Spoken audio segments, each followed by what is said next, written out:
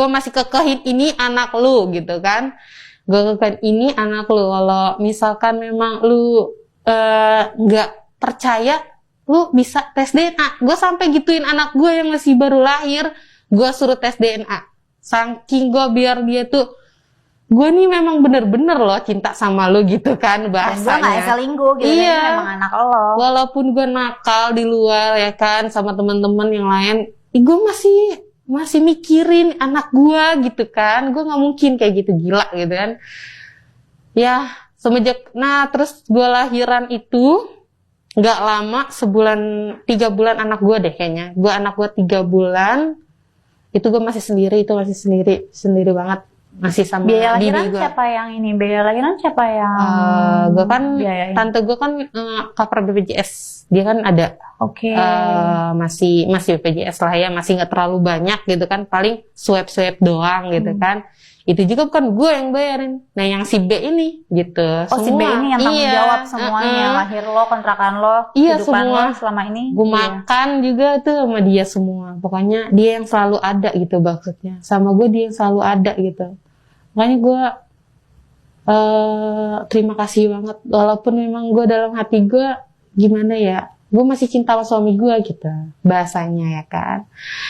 Terus gue tes DNA nih sama suami gue suruh tes DNA. Kalau emang itu memang bukan, ya udah lu ngelepasin gue, ceraiin gue. Karena posisinya belum cerai, karena kan memang nggak boleh cerai kan pas lagi nih hamil ya kan. Tidak boleh cerai hamil. Terus gue ngebilang tuh sama dia, kalau misalkan memang ini bukan anak lo, ya udah gue ceraiin gue gitu kan. Saat ini juga talak gue gitu kan. Ya udah deh kata dia. Ya udah, mungkin karena tes DNA juga mahal ya kan duitnya. Gue nggak tahu deh, bodo amat dah. Itu duit dia, terserah dari orang tua dia apa siapa. Ya gue nggak, terserah gue. Terserah lu dah gitu kan. Pas 3 bulan itu dia di tes DNA tuh sama dia, sama nggak tahu mertua gue, orang tua dia. Bener, itu anak dia. Sampai nangis, sampai minta maaf, meluk-melukin gua. Ya gitu deh. Sampai meluk-melukin gua, sampai minta maaf nih, gitu kan. Dia kan orang Sunda ya. Maafin emak gitu kan. Udah ngomongin apa? Bahasanya memfitnah gitu. Fitnah Neng gitu kan. Gitu kan, kita diem aja lah, ada rasa kesel ya kan, selama ini kemana gitu kan, kesel banget itu, sampai maksudnya sekarang sih udah mending, cuman rasa keselnya masih ada lah, karena masih baru kan kak, anak gue juga belum setahun ya kan.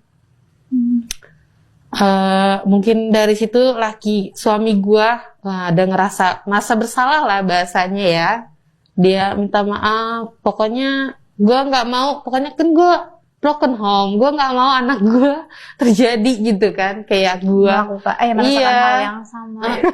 Pokoknya gitu dah. Yang pasti demi anak-anak lah, jangan sampai mereka merasakan hal yang sama seperti yang bisa juga, tapi bukan demi anak-anak juga sih, karena gue masih cinta juga sih, ya kasihan juga sih juga sama anak-anak, gimana perasaannya, kayak nggak mau kayak gue gitu berhenti sekolah di tengah-tengah gitu kan. Ya gitulah. Terus dia minta maaf lah saat itu, katanya nggak mau ngulangin gitu kan. Terus gue bilang gini, terus gimana? Kan karena corona sudah mulai surut, ya kan? Corona udah mulai surut, terus dia juga udah mulai rame nih. Dia juga ada ikut Gojek gitu loh, pasti ikut aplikasi gitu. Jadi dia mau berusaha keras lah, maksudnya nyari duit lebih gitu ya kan. Buat anak-anaknya, buat gue juga, sampai gue dibilang gini, kamu berhenti aja kerjanya gitu kan, buat ngurusin aja anak, kata dia gitu kan. Aku minta maaf, pokoknya dia nyeselin lah apa yang dia lakuin gitu kan selama ini gitu kan, sampai waktu itu pernah nggak sengaja ketemu sama si B ini, bertiga lah ngobrol. Nah laki gue tuh sadar kali ya, gue minta maaf gitu-gitulah. ya gitulah. Tapi gue cerita nih pernah berhubungan sama dia gitu kan. Lo cerita sama suami lo bahwa lo pernah berhubungan sama si Iya iyalah. Ya gue ngerasa ya dia juga inilah ya apa mikir lah. Sedih dah. apa? Ya udah deh dari situ ketemulah dia orang bertiga cerita, terus minta maaf lah sama dia orang bertiga itu, minta maaf juga sama aku, ya kan, gak bakal ngulangin. Aku juga disuruh berhenti gitu kan. Ya gue juga merasa bersyukur dong, gue akhirnya ditanggung jawabin gitu loh bahasanya sama suami gue. Jadi nafkahin ya, Dinafkahin, sama suami jadi lo. gue nggak capek-capek lagi. Gue pulang kerja malam, pulang subuh ya kan, tuh rasanya ya ampun capek banget gitu kan. Ya udah deh dari situ udah mulai berhenti kerja, suruh pulang gitu, suruh pulang ketemu sama mertua gue, ya gitulah sampai minta maaf, nangis, sedih-sedihan deh sama anak gue ketemu.